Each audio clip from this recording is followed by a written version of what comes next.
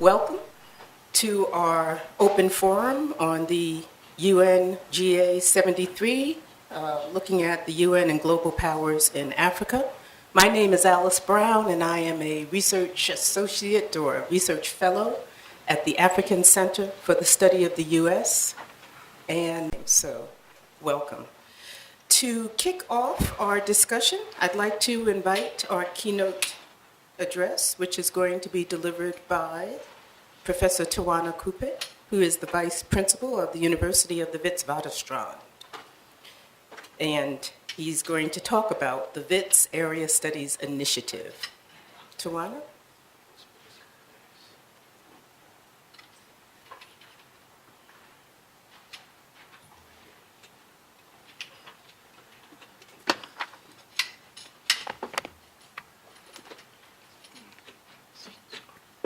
Good morning, colleagues. I'm not qualified to give keynote addresses. Those are given by real academics. I'm just a manager. So I often see my role as more welcoming people to these occasions than making a keynote address. But let me try and make a combination of both. Welcome to this, to WITS, those of you who come from outside WITS. A very nice day to have this discussing on a very important topic. I think at WITS, we appreciate very much, intellectual engagements around these matters of importance. And if you might like, I might use this line to transition into the topic that I've been given, the WITS Area Studies Initiative. But I think I must say a very warm welcome and thank you for coming here. So the notion of area studies, academics like Dr. Munyai here and Professor Kadiagala are better versed in, and Dr. Small, where is Dr. Michelle Small, they're better versed than others, I don't know, defining the concept of area studies. Coming from a managerial point of view, I see certain things that are interesting, but also intellectually. So what would you say are the WITS area studies initiatives?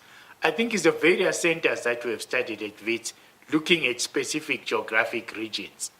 And so perhaps one could say those are the areas. So let me just list them here and then explain to them what is the rationale behind creating those centers and the intellectual project behind them. So we have a Center for Indian Studies.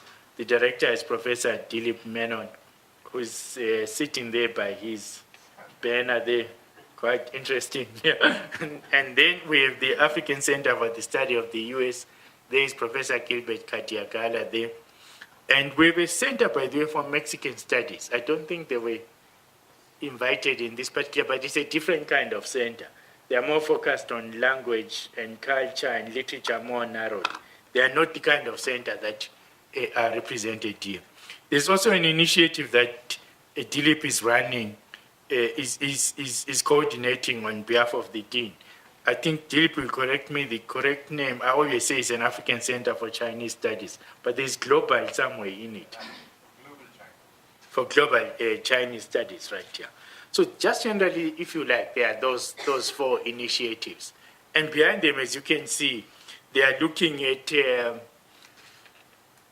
geographic areas which have a specific relationship and an interesting relationship with Africa and also represent large populations. India, China, and the United States. And Mexican studies is slightly different. There's one country, if you like, or area that is often used in academic literature or in academic discourse called the Global South. So far, India is also often interestingly looked at as a center for the Global South.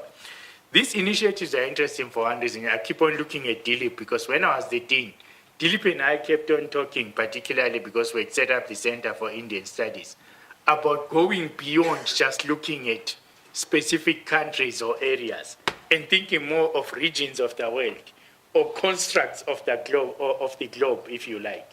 So the notion of the Global South is to think of a geographic construct, but not just as a geographic location, but also as a location that is very important to political, economic, cultural, and world relations in general, if you like.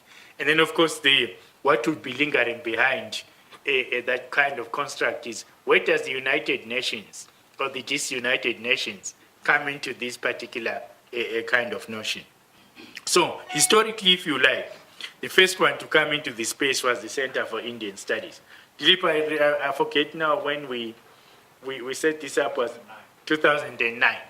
So Wits had been very much, if you like, thinking about its own internationalization and its own intellectual programs and its own understanding of the rest of the world. Because all of these are important to why we've set up these initiatives. Because at that point, Wits was constructing a strategic plan where it wanted to be one of the top universities by 2022, which is its centenary. So India was first partly for the following reasons. There are historical links and relationship between India and South Africa. Two, the largest number of, as I understand it, of Indians living outside India actually live in South Africa. Most people didn't realize that. Then, of course, there are the political linkages. Gandhi started his political career actually in South Africa, and then went on to India, where he was part of the nationalist struggle there. It's not my place here today to discuss Gandhi's role. It is not as uncontroversial as people think it was in relation to the questions that he was part of the struggles here and the questions that he was part of the struggles in India. Here I'm talking about race, religion, and related matters. Then also there was a history of trade, long-standing history of trade between South Africa and Africa more broadly, and India, or the Indian subcontinent, if you like. And you can notice that always when you are discussing these initiatives, you find yourself going beyond the country into the region more generally.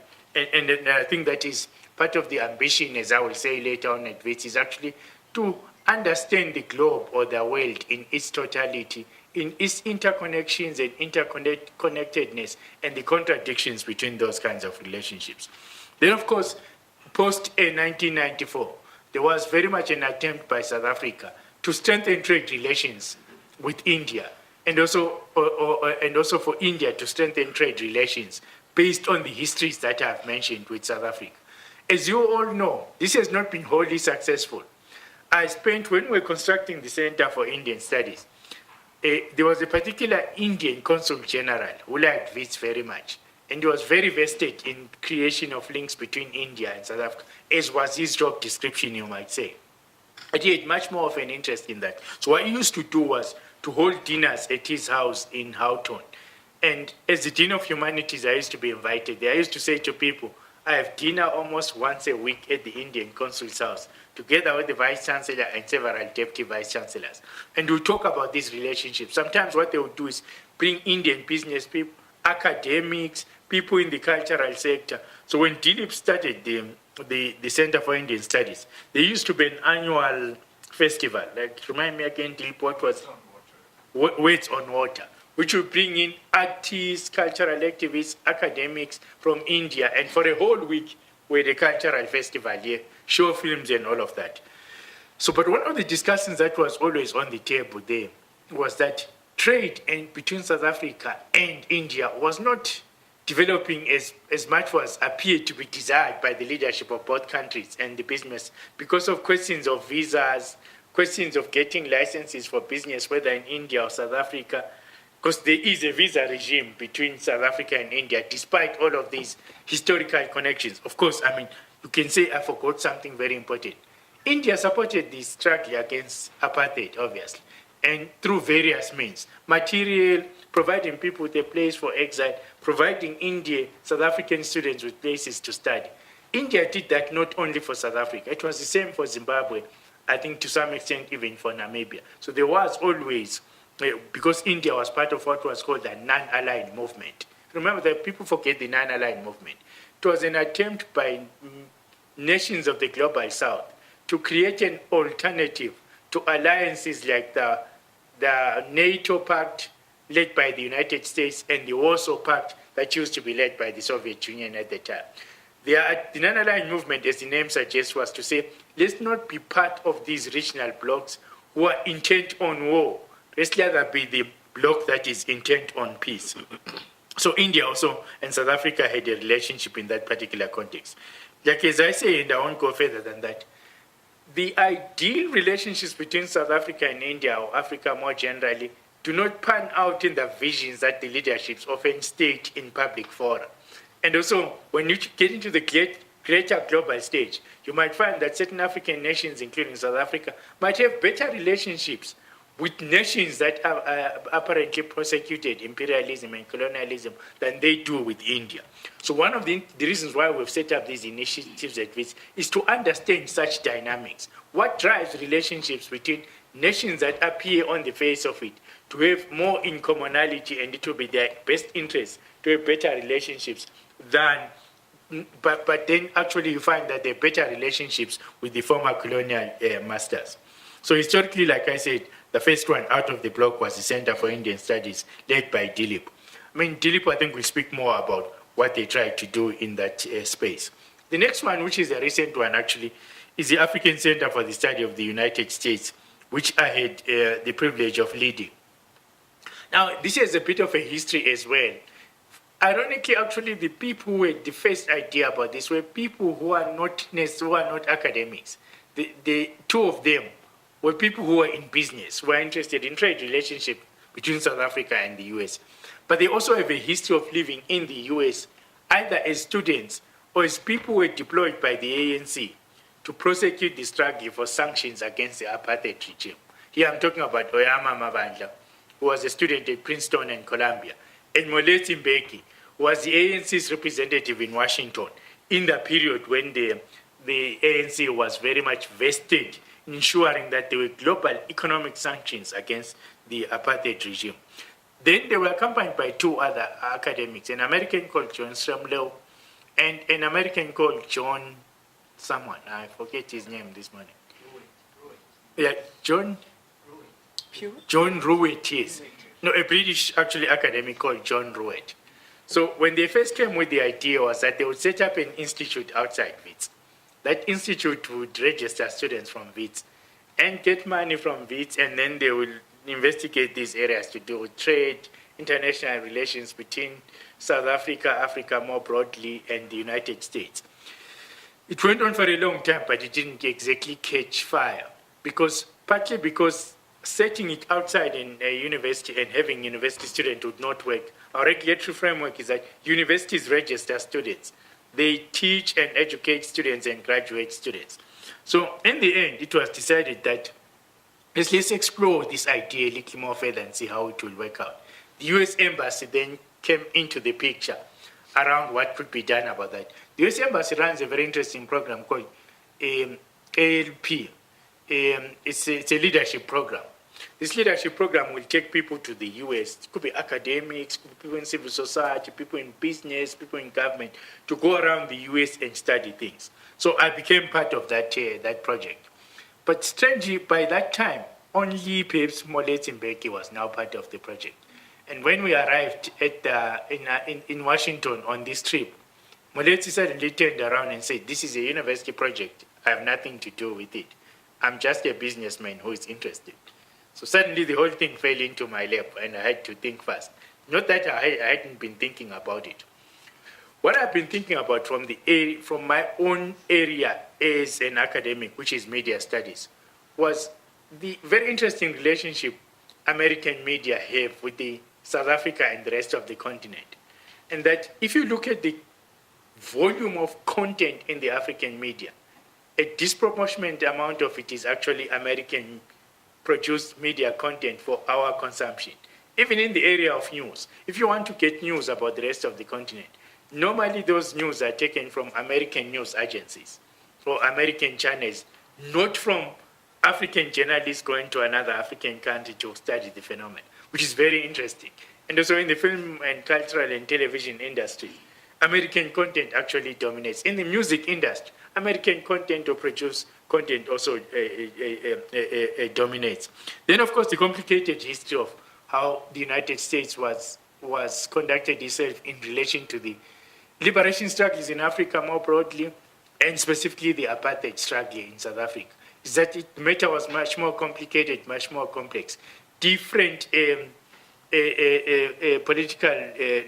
political regimes in America supported apartheid to some extent and not always. They finally also imposed sanctions, remember.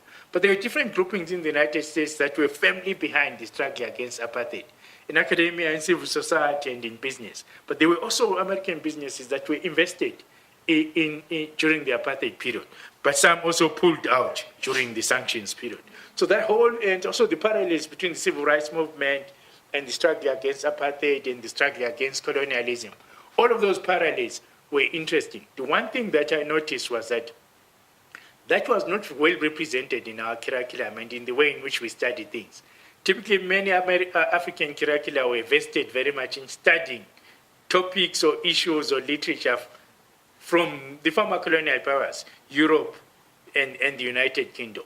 So I saw an opportunity there for Africans to begin to use the word decolonize their curriculum by understanding a country like the United States, which is an influential power in the United Nations, an influential economic power, somewhat declining now, and I use somewhat deliberately, and that had a long history and connections with the rest of the continent, which are very complicated and very complex. Some people will tell you that, well, the DRC is in that state of affairs because some American governments contributed to the coup that overthrew Patrice Lumumba. Whether Patrice Lumumba was necessarily the leader that the DRC wanted is another question altogether. But all of these questions needed thorough, intellectual, critical, academic study by Africans studying this for themselves. So the Mexican Studies Center also came in a trip through when the Vice Chancellor went to the biggest university in Mexico. I think it's the National University of Mexico. It's huge. I think it has 200,000 students. And he met the Vice Chancellor there. The Vice Chancellor came here, we had lunch with him, and he was very, very keen on establishing relationships between Wits. To fast forward, what then happened towards the end of last year is that the Mexicans have set up a Center for Mexican Studies here to teach Spanish and to teach Mexican culture. And they actually sponsor and pay for the lecturers that teach, which actually doesn't pay for them. And they are present here as we speak. And then we also had been, when I was the dean, one of the projects that I wanted to take off was the Center for Chinese Studies, because by 2009, China was already on the rise.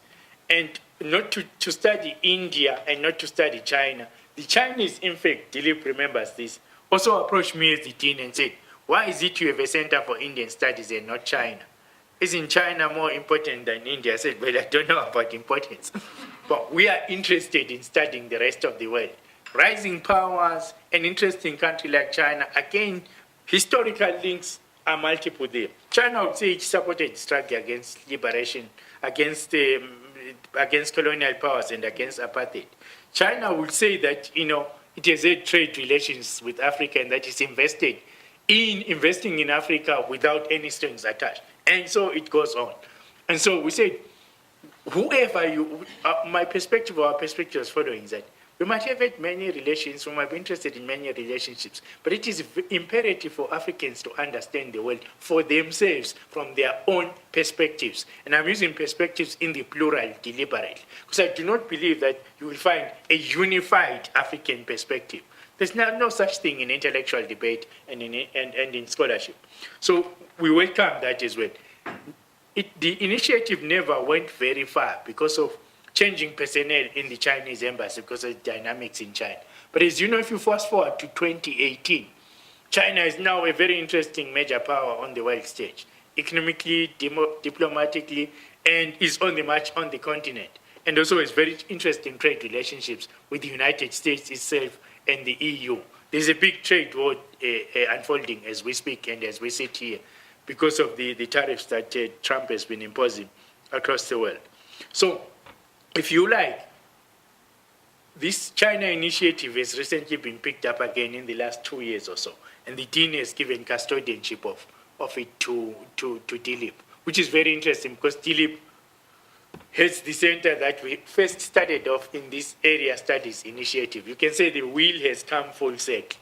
So if the wheel has come full circle, what is Wits' strategy in these area initiatives? I think I'll repeat. Wits' vision or aim or strategy is to understand the rest of the world from as multiple African perspectives as you can get, because among other things, it will influence the decisions that Africa takes in multilateral fora of different kinds, whether it's the United Nations, the IMF, the World Bank, and the World Trade Organizations, and the positions that the AU, if it can get to unified positions or particular positions, will take. Why? Because often, when I was doing the Center for American Studies, the one thing that African ambassadors told me in Washington was that they often operate from a perspective where they don't have research initiatives and analytical initiatives in relation to foreign policy towards the United States and the multilateral institutions where the United States has dominant votes or a dominant influence, including United Nations agencies. And they said that was needed like yesterday. So our ambassador, Niwa Mashangu, then I don't know, there's still the ambassador there in Washington. He might have changed. I had a meeting with him at the embassy. And he was keen. Unfortunately, my days were running out. I'd been in the US for almost 2 to 3 weeks. He wanted to convene a meeting of all African ambassadors for me to make a presentation about the Center for American Studies and what it intended to do. They were particularly interested in our interest in studying Africa-US relations and US-Africa relations in the context of America's global foreign policy and policies towards Africa. And I mentioned those deliberately and disaggregate them for good reasons. African policies towards the United States vis-a-vis US policies towards Africa in the global context, because US foreign policy is not just about Africa, it is about the rest of the world.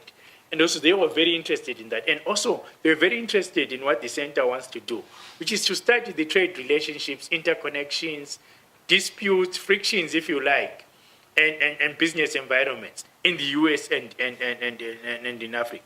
So what this really wants to do, if you like, is to bring to policy making by African governments and institutions research, evidence-based knowledge that will inform that particular kind of policy. What we also aim to do, you might say that, aren't you being all over the place? So are you going to have a center for every region of the world? So someone could ask, as they asked me when I was in the UK in July, I went to Cambridge University, and we're speaking about all of these things at a dinner. Then I told them about the Center for US Studies. They said, but where is the Center for Brexit Studies? Or a center for the study of the UK, given the UK colonized you people and so many African countries. So I said, well, you have a point there. Brexit is an interesting phenomenon. It's well worth studying.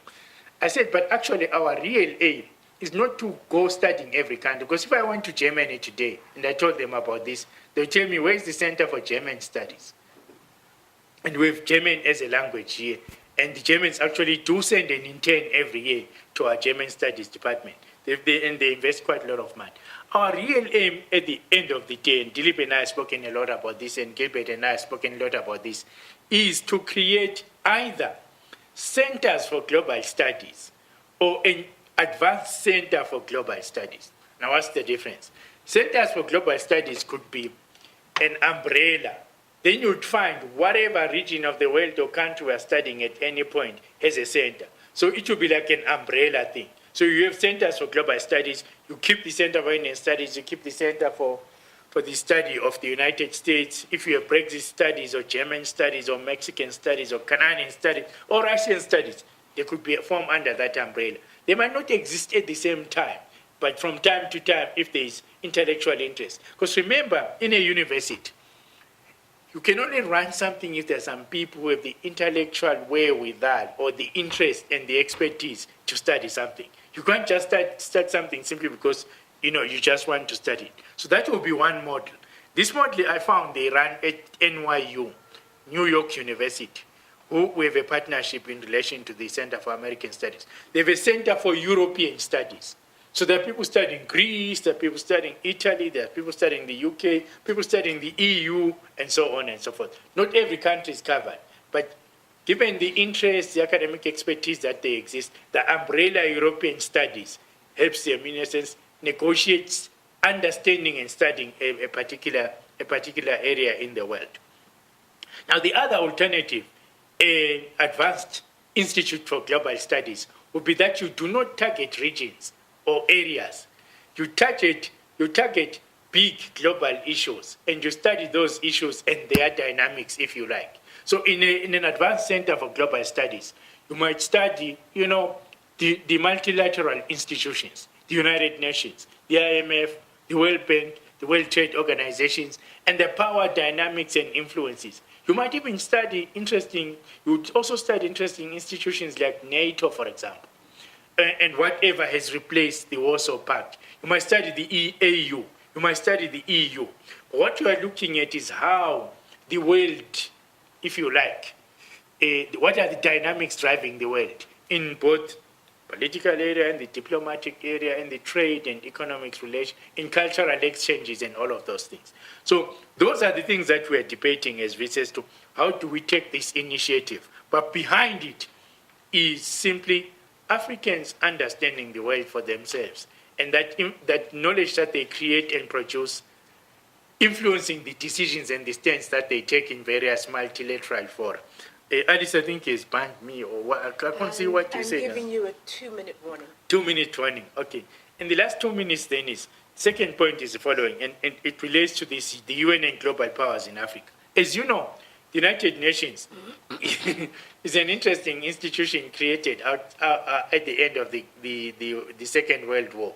And the way in which it is structured is very obviously speaks to global inequalities, right? Look at the Security Council, which are always called the Insecurity Council, because in particular context, it has not created security for the world. But it's a very skewed institution, which is very important. It excludes China, excludes India. Africa is not represented except in those rotational. I think Stembile is coming and she'll speak about the rotations where some countries are members for a particular period of time. South Africa is going back next year for a second 2-year stint. But the Security Council is unrepresentative of the rest of the globe. It represents perhaps the victors of the Second World War and the dominant economic powers. But do you create global security by actually making those people who won a war, which should never have been fought perhaps, in order to create peace going forward? The failures of the UN Security Council and the UN as an organization itself actually speak to the need for a revised, architecture of global institutions or multilateral institutions. In the last minute, let me end by telling you a story. I hope I'm not revealing secrets here, because the person who told me this, he saw me to some degree of secrecy. So I think it's vague enough for me not to. So take one UN agency called UNESCO, the United Nations organization that looks at culture, education, science, and so on. It's headquartered in Paris. So I heard this rumor, I heard this story in Paris. Don't trace where I was in Paris, because you might then show who I met. UNESCO is a very interesting organization in that twice the United States has pulled out of UNESCO. In the first round, it pulled out for 20 years together with the UK. The reason they protested was that the UNESCO produced a report about the global inequalities in relation to information, communication, and cultural flows. They said these represented domination and cultural imperialism against the world, which is a fact. Then the United States and the UK said, no, this organization is communist influenced and driven. We're not going to be part of it. They pulled out in 1980 and only returned 20 years later. The US recently pulled out again because UNESCO was one of those UN organizations which voted for the recognition of Palestine as a country. The US has pulled out. In the 20 years when they pulled out, they didn't make any contributions to the agency, because UN agencies get contributions from the various countries.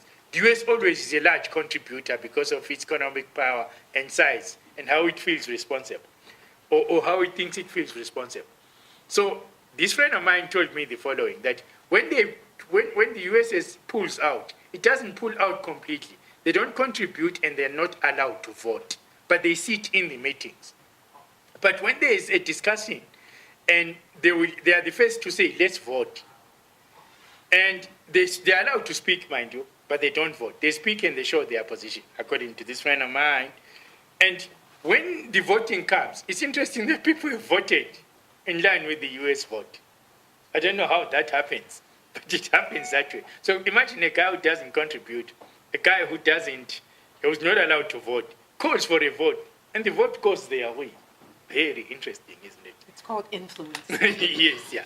So what we're interested in, which if you like in our area studies, is what is, thank you Alice, power and influence and how it is distributed and how Africa can begin to have power and influence as well. I'm quite sure I've exceeded my time. Thank you. Gilbert, I just have a question around protocol. Do we want to do questions and answers after each speaker? Do we want to reserve that for another time? No, because he's going probably. How much time do you have? Yeah, I'll watch the phone. I'm still here for a while. Yeah. All right, so we'll take a few questions from the floor. Don't be shy.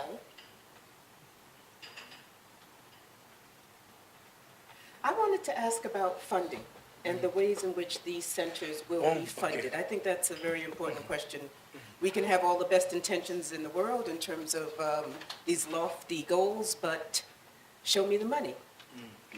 Oh, okay. I mean, first, I think one has to understand how universities fund such initiatives.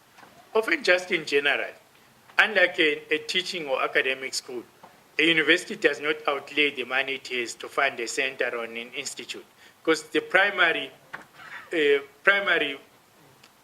funds that are available to a university must go to a teaching department, because you've got students who also pay fees, and that is the primary output that you have, graduates, if you like.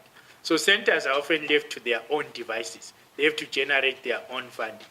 That, I think, partly behind Alice's question is that could also influence the agenda that you want to drive forward.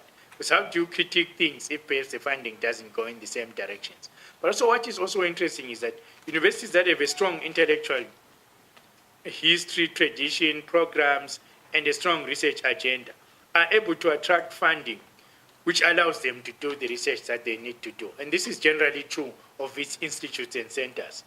But also there are some, if you like, primary suspects who like funding centers and institutes, and for universities to produce good research about the things that they choose to research. So the foundations, particularly the US foundations, like Mellon.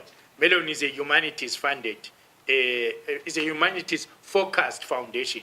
So Mellon was the first funder of the Center for Indian Studies. I think by the time, when I started off the Center for Indian Studies, it was hopeful thinking. I had nothing more than R500,000 from the university, which would not have been enough to cover Dilip's salary for a year. But I decided to take the plunge. I knew that Dilip's permit, because of the problems with work permits here, would take forever to come. And it took forever to come. So the R500,000 was fine for that year because I wasn't paying him for the year. But at the same time, we applied to Mellon.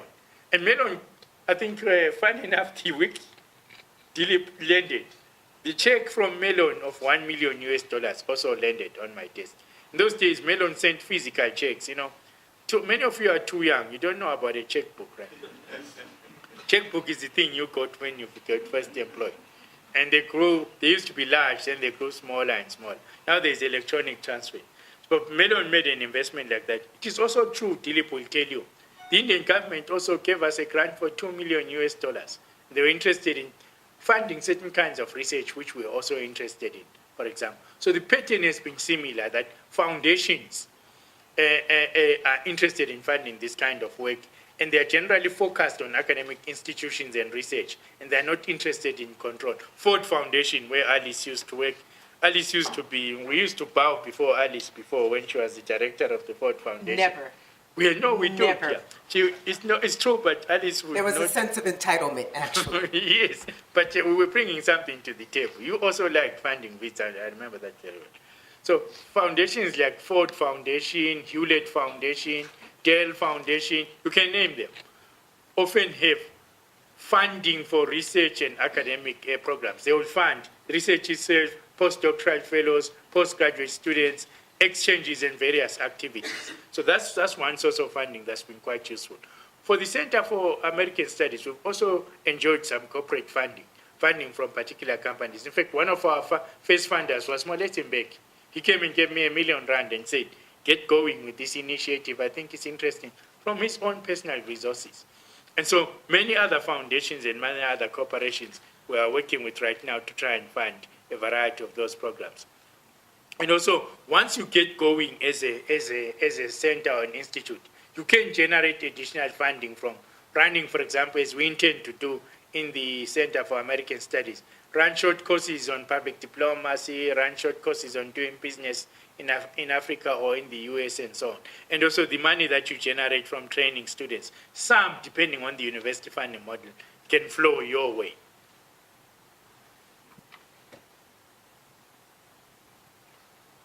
Sir? Just a question of, so far, I know they haven't been running for a long time, but so far, what are the challenges facing the centers? And the question of, do you think they are reaching the goal that they're supposed to? Thank you. Okay, very good question. I think, as you say, you said yourself at the beginning, the centers are relatively new. So they are in the build-up phase, if you like. But I mean, if we take the Center for Indian Studies that's been running longer, the challenge always is getting enough funding to achieve critical mass. As many researchers and research programs running as possible, and to attract more researchers, train more students, attract more postdoctoral fellows. The funding is not always at the scale at which you need, given the scale of the things that you want to start. But again, it takes time to build these things up. So, for example, with the Wits Health and Reproductive Unit, which studies HIV/AIDS, looks into HIV/AIDS vaccines and so on.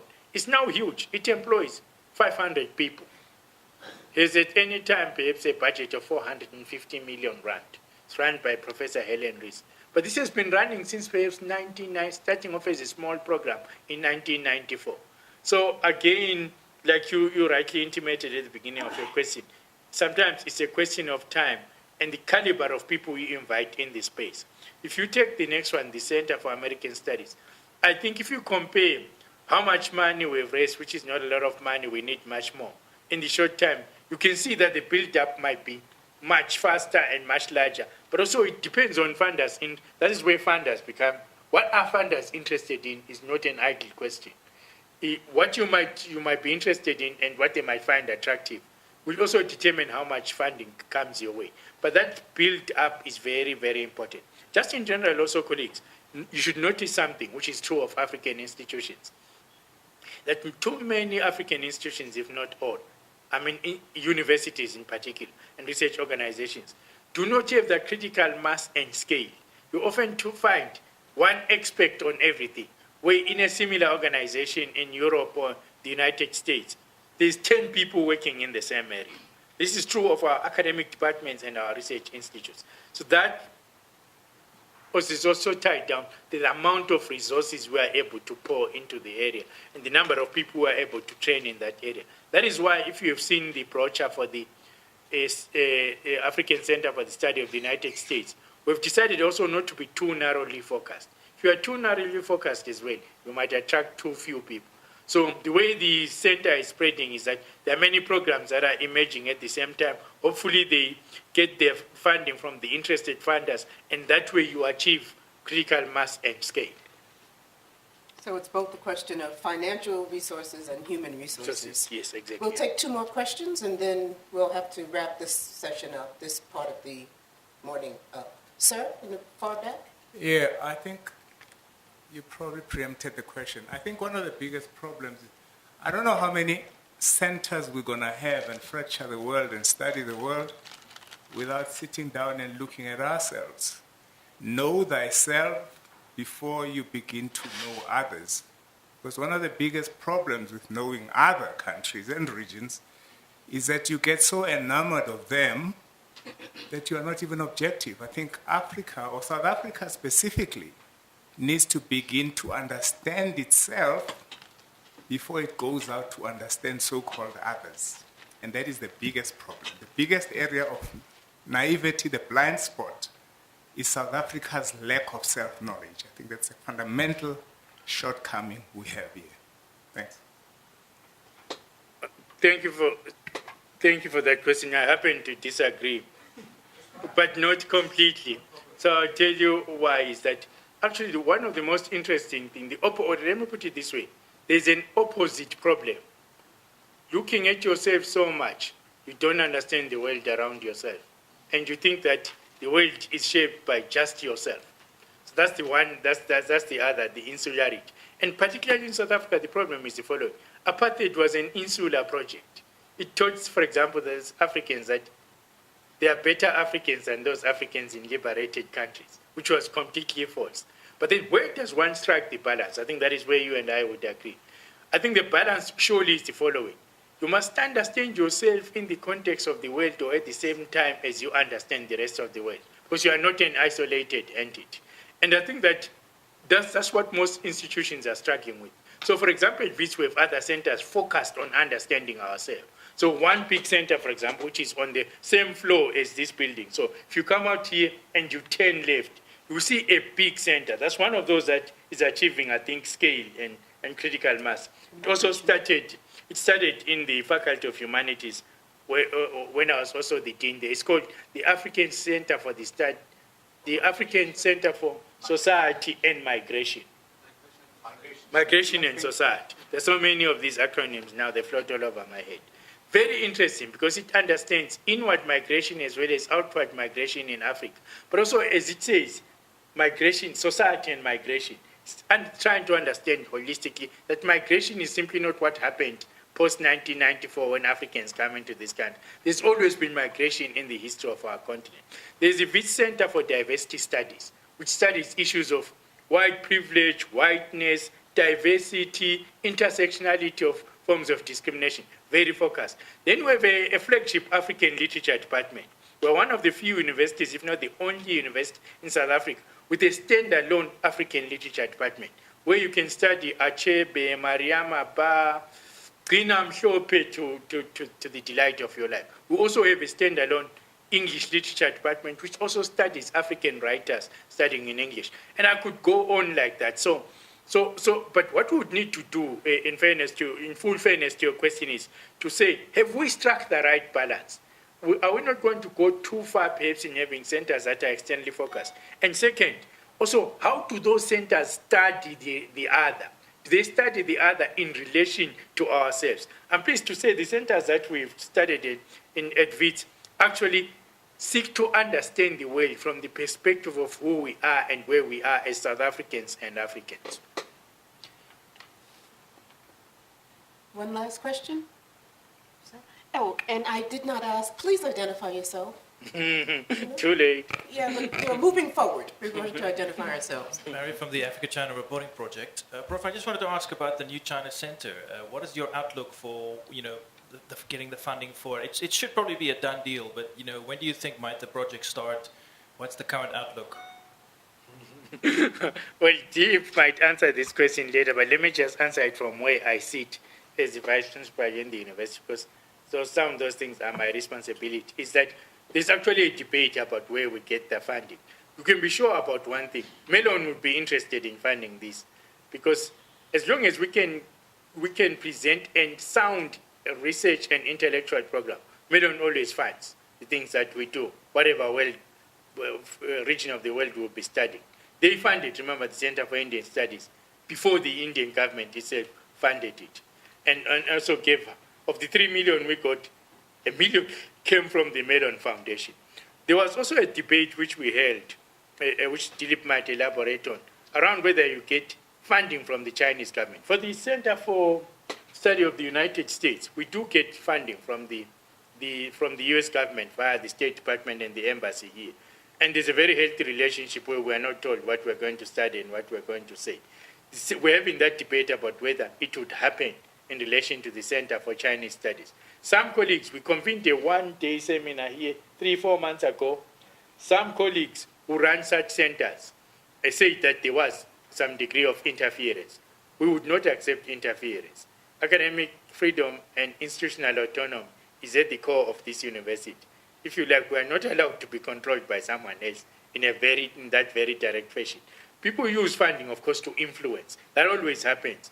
What you must do is use your intellect and your intellectual capabilities to push back against that influence. There's nothing in the world where you can say you can escape influence. No, it's how you are able to do that. So if you like, the traditional sources, the foundations that are interested in our intellectual work, whether it's China or Mongolia, we will seek funding from. Chinese government, we would accept funding, but it must be understood that the academic integrity, intellectual freedom, the ability to go where the research leads us to make the necessary conclusions is not negotiable. Thank you. Thank you very much, Tuana. And do you have to run off right now, or are you going to spend some time with us? I think I will. What I might also do is go and come back. But for now, I think I can stay until they scream. Okay, great. Thank you. Let's give him a clap, please. And I'd like to invite Professor Menon to the platform. Hi. Good to meet you. Okay, so our next topic is Africa and India at the UN. And Professor Dilip Menon, Yeah. well, I was looking at the Mellon Foundation here, Menon, who is the Mellon Chair of Indian Studies and the Director of the Center for Indian Studies in Africa here at Wits. Thank you. Thank you. Good morning, everyone, and thank you, Tawana, for speaking about the Center for Indian Studies in Africa in such detail that I don't need to speak about it anymore. I can talk on India and Africa at the UN. And the last time I spoke on the UN was in a school debate, the United Nations boon or bane, and I think that question hovers over us, even as we talk about it today. But before I begin, I'd like to, since questions were raised about the Chinese Center and so on, I'd like to mention in particular the Africa-China Reporting Project led by Barry van Wyk there, whose stellar work over the several years on establishing these connections, reporting on China, is what led, in some sense, us to think about a Center for Chinese Studies, and Barry has been very instrumental in advising us on all of this, so thank you, Barry. So one of the things I want to do here is actually present an argument about the UN and its relevance, and also think about India and Africa, and less about India and Africa as countries, but what India and Africa represent in the post-colonial world. So when we think about the United Nations, one of the things that immediately strikes us that this is a very anachronistic concept, because the idea of the nation is something that achieved its fruition following the end of the Second World War, following decolonization. And the idea of the nation right now, the question as we stand in a world that is faced by problems that are so pressing, like global warming, like genocide, Rohingyas in Myanmar, questions of global forced migration as in Syria. So the question to be asked is, what does it mean for a group of nations to address these concerns of humanity while at the same time being hobbled by individual national interests? The fact that the UN has not been able to resolve many of these issues arises from the fact that it's constituted by nations, each driven by its particular interest, and that the larger interest of humanity has been consistently compromised as time has been going on. The other thing to think about is that an institution that rests in is an effect of, it ensconces global inequality, because the UN is not an independent institution floating above the universe. It's constituted by the power relations that exist in the world. So Tawana mentioned briefly some of these issues. So for example, in June 2018, the United States withdrew from the UN Human Rights Council. Right? And there have always been these struggles that go on between the bigger powers and the powers from Africa and Asia. And this question of global inequality, political inequality, power inequality is also something that we need to take into account. Now, when we think on the organization of the world, two issues that have been absolutely central have been questions of the racial divisions in the world and the fact that we live in an age where we could call it in multiple ways, an age of neo-imperialism, an age of neo-colonialism. And when we use the word post-colonial, we have to use it consistently with caution and within quotation marks. What does it mean to say that the world has been decolonized? And this is the general historical narrative, end of the Second World War, decolonization, and so on, where one of the things that we forget is the persistence of forms of international relations where the superpowers of the Second World War are still in charge. And again, Tawana gestured towards this. And one example that I can put before you is the relation of France, for example, to its former colonies. There are two currency unions in existence in Africa, the West African CFA franc and the Central African CFA franc, of which 15 countries are a part. The currency reserves are held in France's central bank. So 85% of the foreign reserves of these countries are held in the French bank, right?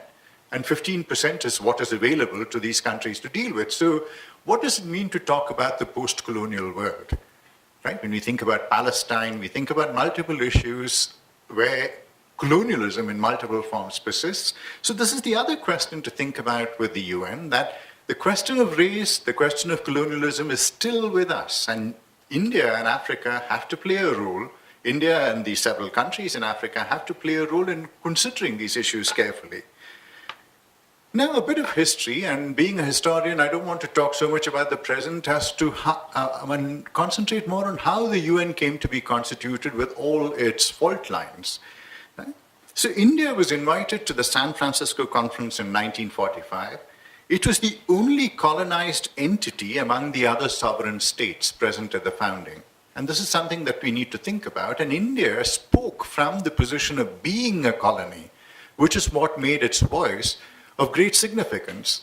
Because from the very founding of the UN, India has represented a voice of dissent, that the UN has never lived up to its expectations. It has been constituted by and reflects the power relations and the power inequalities in the world. So the Indian delegation at the San Francisco conference put two questions which are still with us. One was the wisdom of handing a veto to permanent members, right? Which means that every progressive measure has been shot down if it is not in the interests of the permanent members, who are the members who won the Second World War. That shadow of the Second World War is still with us. The second was India's claim for a non-permanent membership of the Security Council, an issue that is still with us. And I'm sure the question of South Africa will come up later as well. The important thing when we think about the UN is also to think about the UN alongside a cluster of other institutions that came up at the same time.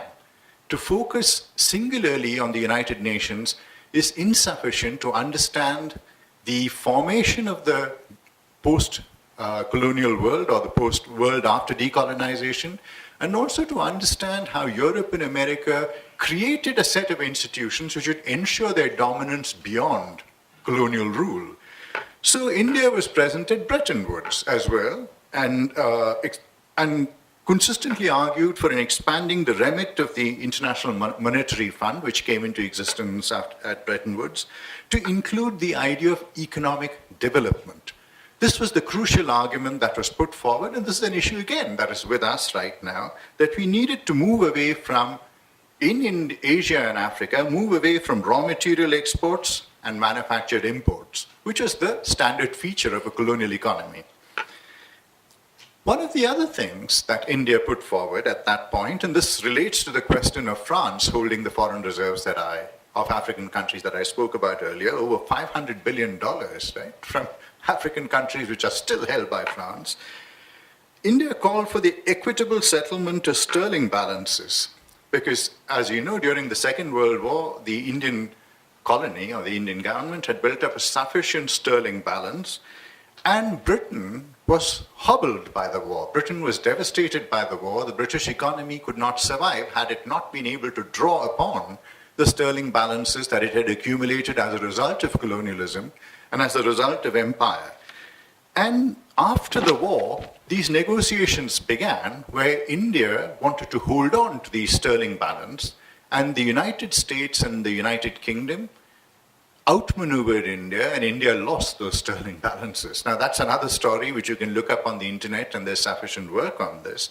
And the Indian delegate at the Bretton Woods conference said, in a very poignant sentence, he said, "You're placing us in a situation which I compare to the position of a man with a $1 million balance in the bank, but not enough sufficient cash to pay his taxi fare. Because that's what the United Kingdom's position was, that all the money it had was the money that was held in sterling balances in India, but out of the war it came out a fairly impoverished nation. Had it not been able to repatriate that money, the United Kingdom, and now there's a whole set of arguments you could make about why London is still the financial center, but that's another set of issues. Mark Mazawa, a historian, in his great, wonderful lectures in the United Nations, makes a very clear argument where he says that the United Nations represented a deliberate retreat from the League of Nations comparative egalitarianism back to the great power conclaves of the past. So when you think about the United Nations, it's more akin to the Concert of Vienna rather than to a 20th century formation, where the UN was to be run by the great powers, where there was little trust in international law. Now, why was this so? Why does Mark Mazawa point to this? Why was there little trust in international law? And this can be captured in a quotation. Georges Bidault, who was the French foreign minister, walks into the UN General Assembly in 1946. And the first sentence that he utters is the extent to which Europe is absent. This was a moment of great fear and alarm, because the decolonized nations were present in the UN in large numbers, and as he looked around the room, he could see very few white faces, and this alarmed him considerably. And international law, increasingly following 1945, was veering towards the idea of human rights, equal participation, and so on, challenging the erstwhile colonial hegemony, now presented as the new international order. And as the UN, as the years went on, the ambivalence towards colonialism became increasingly apparent. Support for the European powers in Southeast Asia, American intervention in Southeast Asia. But I'd like to take up one particular issue. So we've discussed the issue of colonialism, now to the question of race. What role have India and Africa played? And one of the central issues that India raised in the General Assembly in 1946 was the question of the future of Southwest Africa and the rights of Indians in South Africa.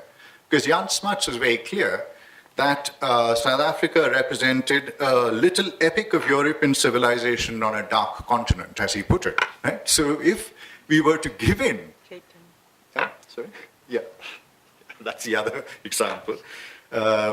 So when we think about Cape Town or we think about South Africa right now, in Smuts' conception, the idea was it is a bulwark of European civilization. Remember Georges Bidault's remark in the United Nations, the sea of dark faces that caused great alarm and panic in his breast. So the future of South Africa, Indians in South Africa, where Mark Mazawa puts it very clearly, India became the challenger to the European right to rule. Right? Because if Jan Smuts had had his way in the United Nations, had not there been a consistent opposition by the Indian delegation led by Vijayalakshmi Pandit, who was Nehru's sister, Jawaharlal Nehru's sister, a trio of lawyers, Chagla, Tej Bahadur Sapru, and so on, who checkmated Jan Smuts. Because Jan Smuts was okay with the idea of human rights as rights against genocide, the persecution of national minorities, providing means of sustenance. But on the question of race, he was very clear that if the African countries did not, or South Africa did not have the leadership of the white minority, it might backslide into barbarism. And this was the argument that was in the mind of most of the European powers at the UN, explicitly expressed by Jan Smuts and forcefully resisted by India. And Jan Smuts was checkmated and defeated in the General Assembly debates, on which there's a new book by Vineet Thakur, which looks at all these discussions, which you can take a look at. And Gandhi was very, very clear in 1940. And this is a statement that we need to bear in mind, given the current bad press that Gandhi is enjoying about racism and so on. Gandhi was very clear. He said there is not much to choose between the British and the Nazis. This is as clear as daylight in South Africa in the 1940s. This was a country that was based on a racial segregation that was almost as dire as what the Nazis envisaged in terms of the division in Germany between the Christians and the Jews. So South Africa became a world cause through Indian intervention, through collaboration with South African diplomats and South African politicians, of those struggling for an equality of opportunity for all races against what was then called the Nazi doctrine of racialism. Right? Now we soft pedal on race much more. After the Second World War, it was very clear that racism and Nazism were similar phenomena, which created a distinction between human beings, relegated certain human beings to the bottom of a hierarchy outside the pale of civilization. Finally, I'd like to end with the role that India has been playing in what are called peacekeeping operations. And central to this idea has been the fact of promoting, ever since 1945, India has been sending forces to African countries involved in the task of national liberation. So India not only fights for the issue of racial equality, checkmates Jan Smuts, presents the idea that the world is built on the color line and this needs to be opposed. India also sends troops for the first time, the largest military contingent in the UN peacekeeping force in Congo in 1963 came from India. And as we know, Patrice Lumumba was then assassinated through papers that have subsequently been revealed over the last 10, 15 years show us that both the CIA and MI5 collaborated in the assassination of Patrice Lumumba, as with a lot of African leaders, who represented people who stood against the idea of Europe as a continuing power after decolonization. They sent military contingents to Mozambique, to Somalia, to Rwanda, and most recently to Sudan and South Sudan in 2005. So if one thinks about India and Africa and the UN, both India and Africa are not countries in this sense. India and Africa represent the continuing struggle against forms of colonialism and the continuing struggle against the racial inequality in the world. And this is what I'd like to put before you. Thank you. Thank you very much.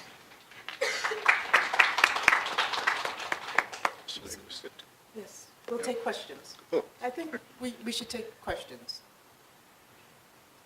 Sir? And maybe we'll take 2 or 3 at a time and then have a response. Will that work for you? Good. Okay, so here, anyone in the center? Anyone on my right? Okay, so I'll give you some time to think and we'll start with your question, sir. Please identify yourself. For the platform. I'm Prince Abenge from Africa Solidarity Network. Professor, thank you for your presentation. It was short but sweet. International relations are built in a very imbalanced manner from the Second World War. And I'm glad that you mentioned the superpower, Western, who are in control after the Second World War. They are actually dictating the global governance agenda. And I think the situation of India can be even better than the African situation. We have like a scholarship that's not willing to address the very problem of the continent because it's a deadly business. There is currently an agenda of disintegration of African countries. And we have already Libya, Mali, the DRC, Sudan is already achieved. We have also a robust number of people that have been killed on the African continent. But we don't seem to take it seriously. And the danger is that any African country can be, in a blink of an eye, destabilized. Even this one, South Africa.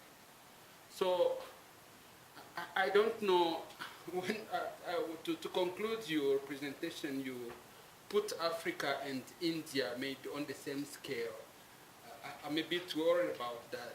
So unfortunately, I came late when Professor Tawana was presenting. I didn't like to ask a question just coming into the room and just grab the last part of his presentation. I think the world is very unwell and Africa is worse. What do you think about it? Yeah, thank you for asking that question because growing up in India, I moved from India in 2009, but growing up in India, one of the central imaginaries within which we lived was that we thought Africa alongside India.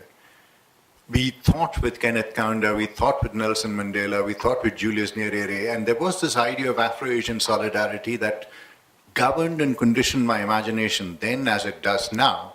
So for me, when I think about India, I think about India in relation to that larger space of India, Africa, Southeast Asia, ideas of Bandung, non-aligned movement, and Afro-Asian solidarity, which is why I speak about these countries together, because we are also, in some sense, the victims of a former colonialism and a continuing colonization.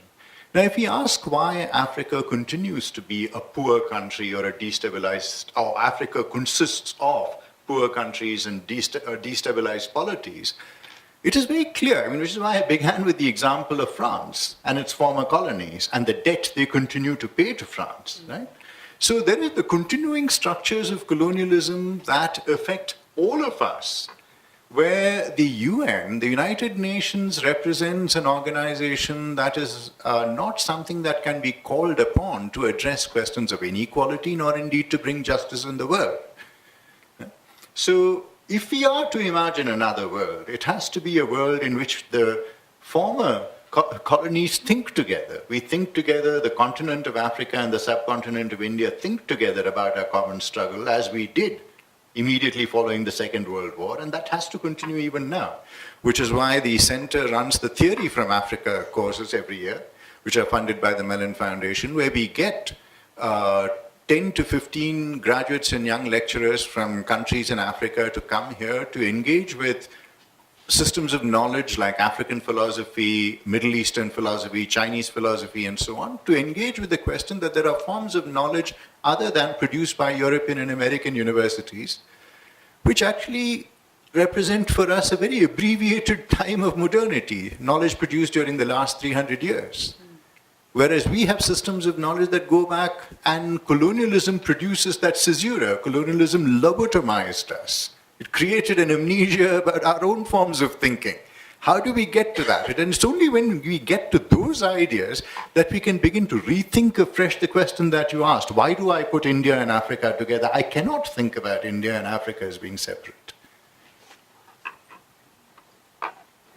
John? I can't resist a quick comment. Please identify. John Strumlaw, International Relations. And I want to be brief because I'm talking about Kofi Annan later, but the 73rd session of the General Assembly was notable for the unveiling of the Mandela statue and the reminders of that set of values and principles. He seemed to be, in the spirit of the South African Constitution, increasingly betrayed by the tribalism and racism of, say, a Donald Trump. What would you say about the ethnic nationalism of Modi? What would you say about the conservative ascendancy in Brazil? What would you say about the tribalism of Putin, the tribalism of Xi Jinping?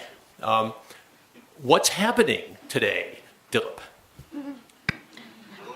An easy question, but you can handle this one. Yeah, that's a fairly easy question to answer because what we are living in is a time of reaction to the progressive liberal world that we sought to create following 1945, where we can see progressively the pushing back of all the liberal values of anti-racism, anti-colonialism that we fought for.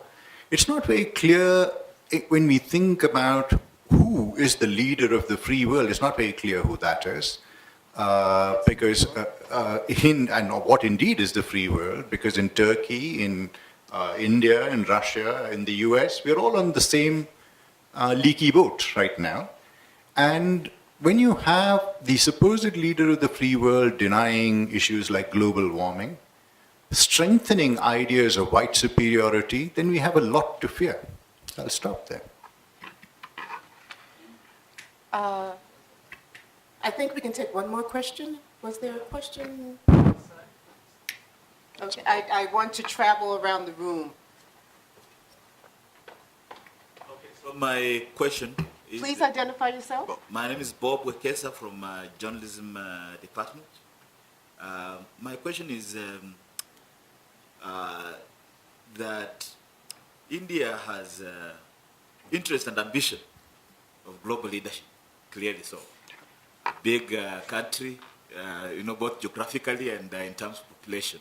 And one of the areas that has been attempting to, kind of master prowess, globally is in the United Nations Security Council. Getting a permanent seat. And so has Africa.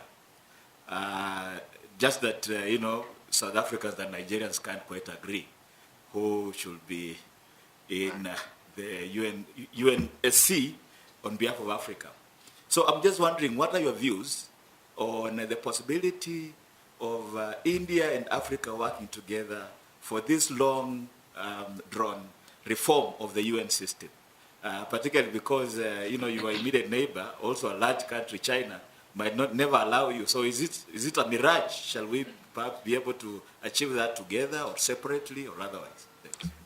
See, I began by expressing skepticism about the validity of the United Nations as an organization. So the question is, are our efforts as Indians and as respective Africans better directed towards something other than reviving an institution that is already in the past? Thank you. I know that there are more questions from the floor, but we are behind schedule, so I'm going to have to be a horrible, or be perceived as being a horrible moderator and shut this down at this point in time. But before I do that, we want to say thank you very much to Professor Miller. And thank you for being a wonderful moderator and not giving me a lot of time.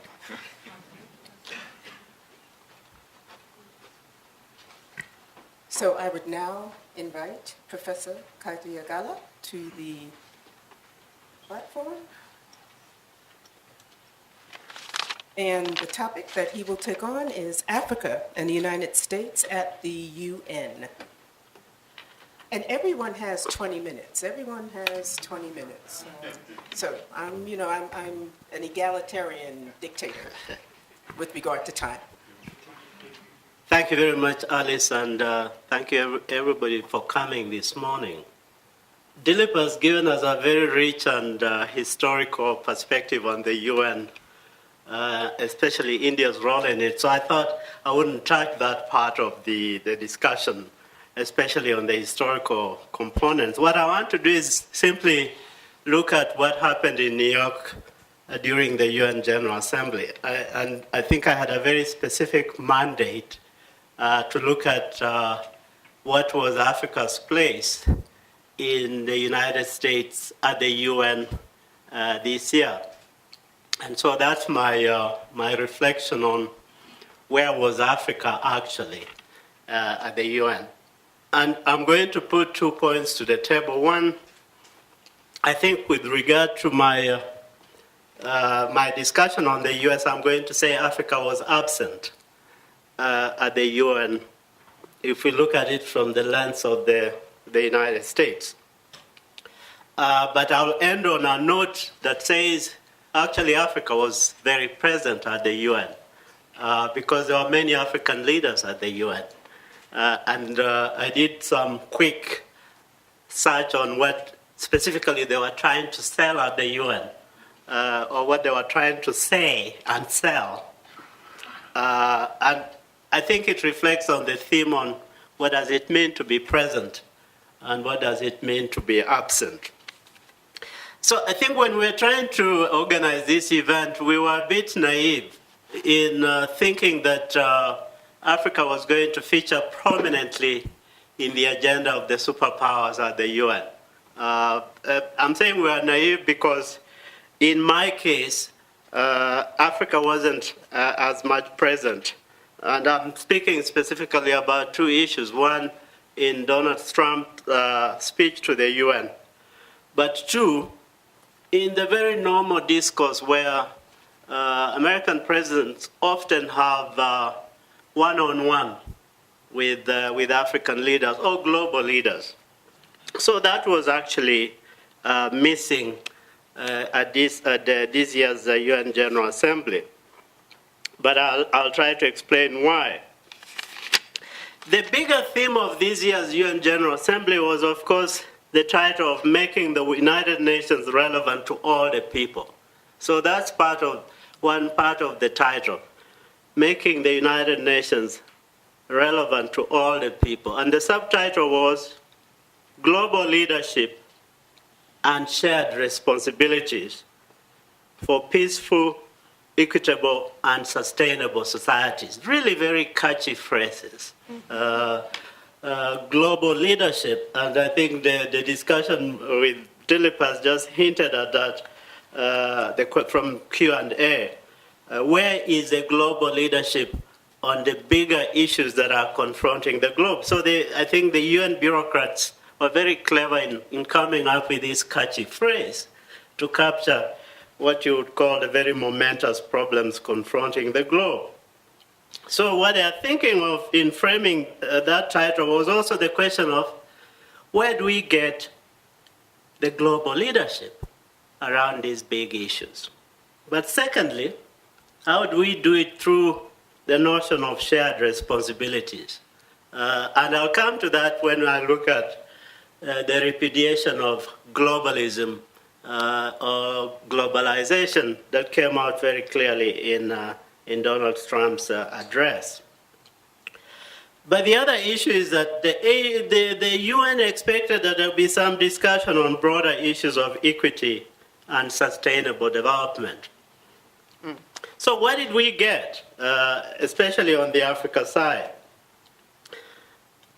I mean, let's start from the global expectation side. I think there was a sense that we needed more multilateralism to deal with these emerging problems that have been with us for many years. The UN looked at it as a way to, in fact, reignite, reinvigorate the sense of global belongingness. I think that was the bigger expectation. But I think what I'm saying is that if you look at the Trump speech at the UN, it in fact departed from that kind of broader expectations about multilateralism, shared responsibilities, and the search for peaceful and sustainable society. So it was a very much America-centered speech, which was not to be expected, because I think we've seen this from the very outset of the Trump administration, not paying too much attention to some of what we are calling the big multilateral goodies that we should be focused upon. What happened when it came to Africa? In Trump's speech, there was zero Africa in it, and I read the entire speech. I think India makes half a sentence, I think. Why is Africa missing in that speech? And I wanted to go back to the earlier discussions about America and Africa, and these are debates that came out in the 70s and 80s, where scholars were making distinctions between the globalists and the regionalists. The globalists were usually identified with Republican administrations. And the globalists were always saying, Africa is not important. The global concerns of the United States are the priority of Republican administrations. The regionalists, however, were identified with democratic administrations. And why were they called regionalists? Because they would pay more attention to African issues. And you look at the entire array of US democratic institutions, they fit the level of regionalists because they paid some attention to African issues. The distinction between the globalists and the regionalists have actually disappeared for many years, until I think this year, when the Trump administration took very clearly global issues and totally wrote out African issues. So in that speech at the UN, we see a very decidedly globalist line on the world. There's a discussion around the Middle East, a discussion around Iran, discussion around defeating the ISIS, all these global concerns that are actually at the very heart of what Trump defined as the priorities of the United States. So in that kind of globalist reading of this speech, Africa is missing because Africa is not important. And I think that's the sense we get from that speech, that in fact, other issues around, in fact, terrorism only featured in the context of the ISIS. But there was not really much in Africa, much discussion on Africa. Unlike the 2017 UN General Assembly, when Trump hosted a couple of African leaders over lunch, this time there was no such lunch. Again, reinforcing what I'm calling the very indifference towards the missing Africa in the UN, in his UN speech. After the UN General Assembly, however, I think he tried to, or the United States tried to address the issues around Africa by dispatching the First Lady to Africa.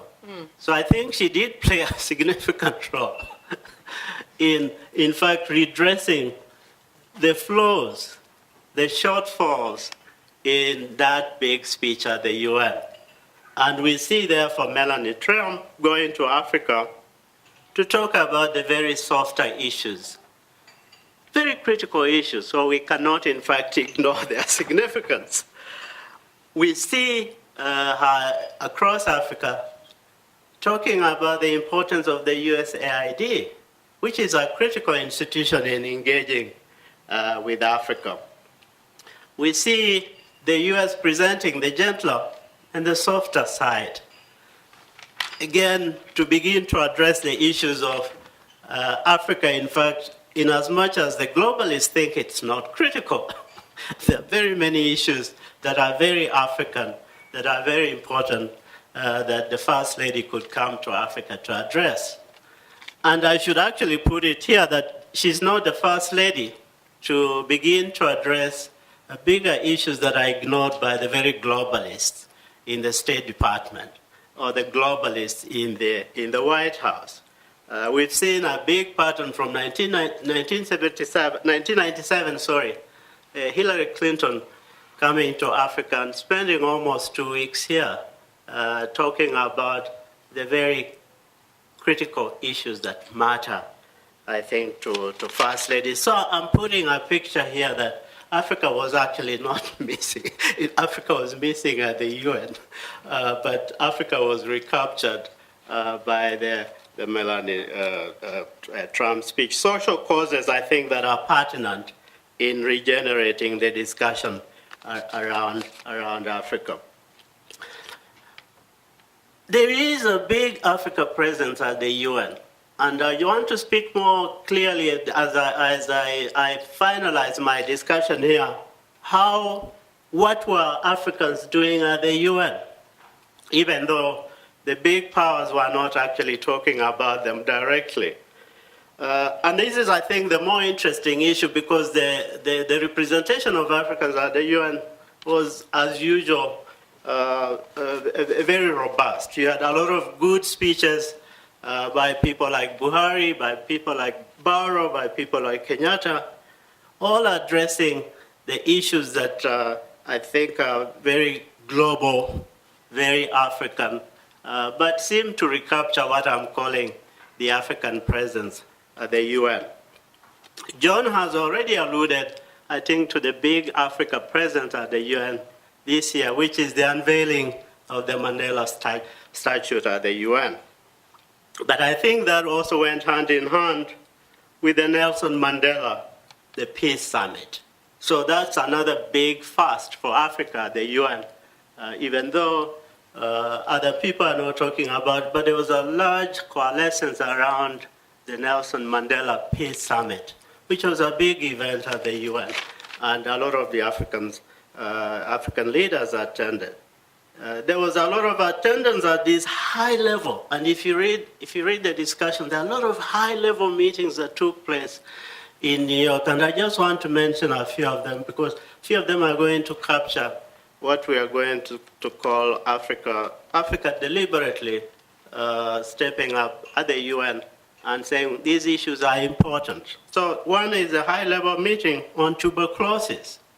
And it was also in light of the discussions around Mandela, because Mandela had tuberculosis at some point, and he conquered it. This is a good meeting of leaders globally to begin to use the UN as a forum to address that issue. There are a lot of African leaders that attended the high-level event on the third industrial development decade.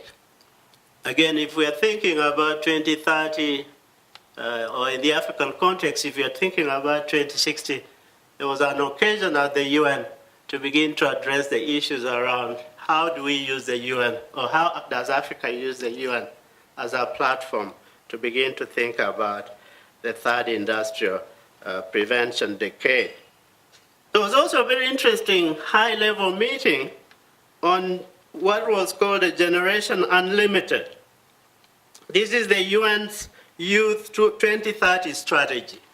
And a lot of African leaders such as Kagame and Uhuru Kenyatta played a very prominent role in that component of the UN, where they are looking at how do you begin to showcase youth strategies as we segue into 2030. How do we begin to talk about the youth at the UN? So I'm just mentioning there for some of what I think are the more important events that the UN gave African countries the opportunity to begin to address as part of the whole agenda of how do we build sustainable societies and peaceful societies, and how do we do it within a shared context as the UN General Assembly statement about this meeting was all about. So there was Africa was absent from Trump's speech, but Africa was present within the UN, within the notion of how do we reinvigorate multilateralism, even though Trump's beginning argument was we're actually going to reject globalism because it's a threat to our national interests. Let me stop here and get some few questions. Thank you very much. Okay, I am going to start on my right this time. Questions? Good morning. My name is Ishen. I'm a doctoral candidate at University of Pretoria and with the reporting project. I just thought it was quite interesting, and I suppose I kind of wonder where Africa is going in terms of supporting multilateralism or not, and whether they view the UN as, African countries view the UN as a representative of multilateralism. Because I think while there were topics on Africa at the UN, it was interesting, you might have seen an article that was floating around last week about how, I think if you think of the Africa-China Forum that was in September, there were double the number of African leaders at the Africa-China Summit versus at the UN, where I think mostly lower-level officials were sent. So I just wonder, who is championing multilateralism? Is it the UN? You want to take several questions? Yeah, several. Okay. Sir? It's Lemuloy from Wits Business School. I'd like to check, but first I'd like to thank Professor DLP for his input on issues of John Smart and so on, because I think now there is a narrative where we are trying to be fed not the balanced account on backwater. So I think maybe he might also have an input on that. I'd like to thank you for that. And my point here is on I'd like to check with Prof here. We always hear an issue where we are the grouping of India, Africa, US, Africa, China, Africa. The point here is why do we have to have where we have a country vis-a-vis a continent of 54 countries? Because there is one man who once said, everything that will look at Africa as if it's one homogeneous country should be taken with a pinch of salt. So I'd like to understand, because I've been grappling with this question of where we have a country vis-a-vis a continent with 54, 55 countries. Thank you. And question from here? Yeah, good morning, everyone. Thabo Lusolo from South Africa.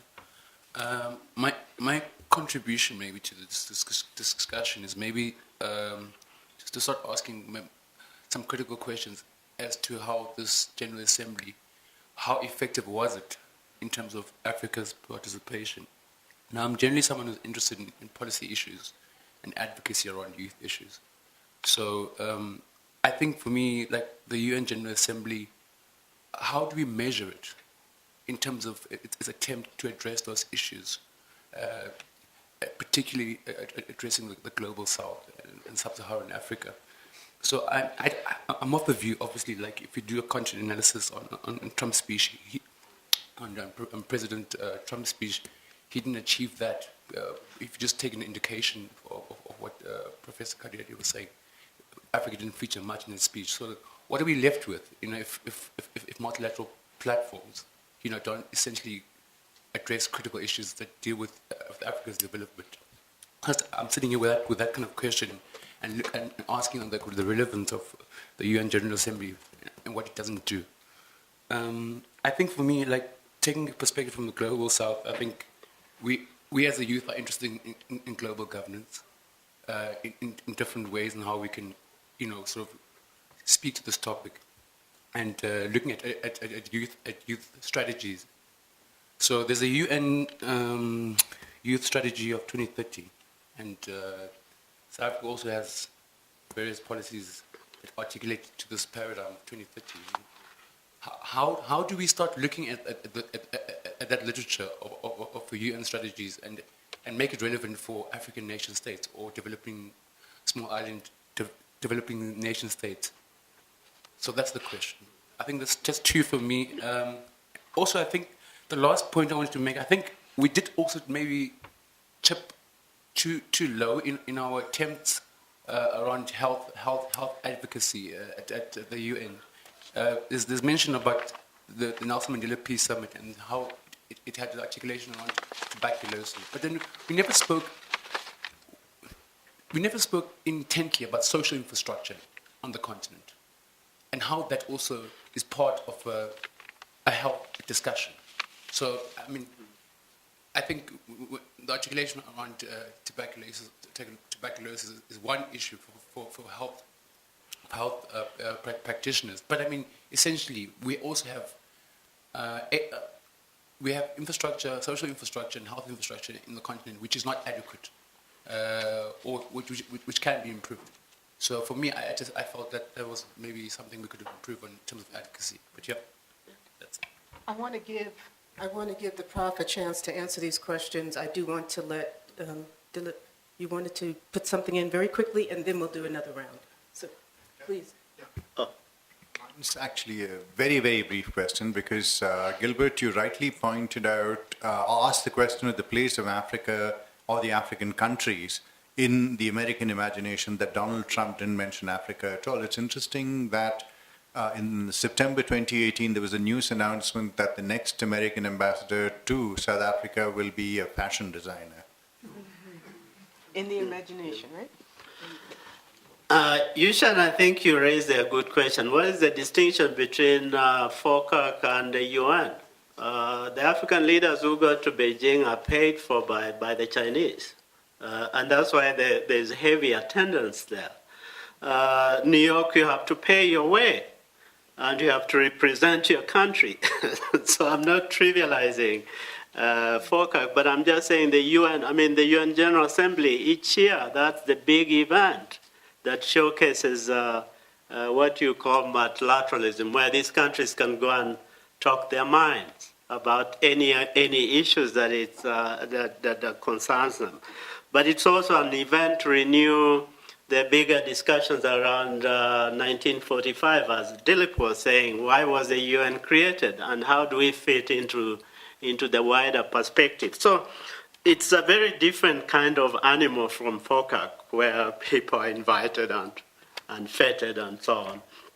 And so that's the big distinction.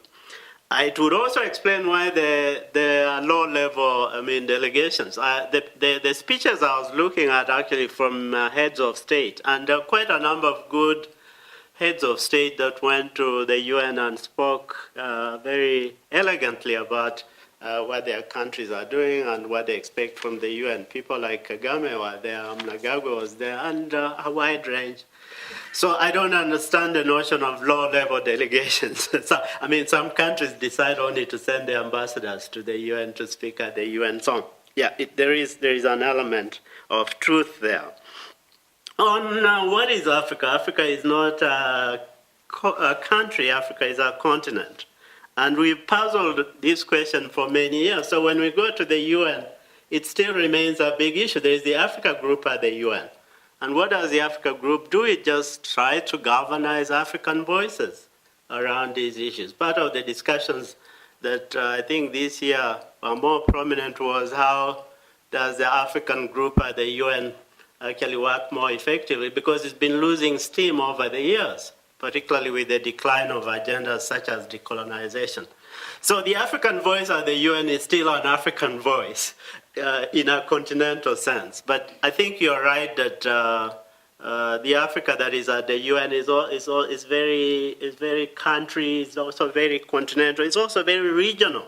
The discussions on the Congo, for instance, was essentially around the countries that are working on the Congo or the neighboring countries. So I think that's important.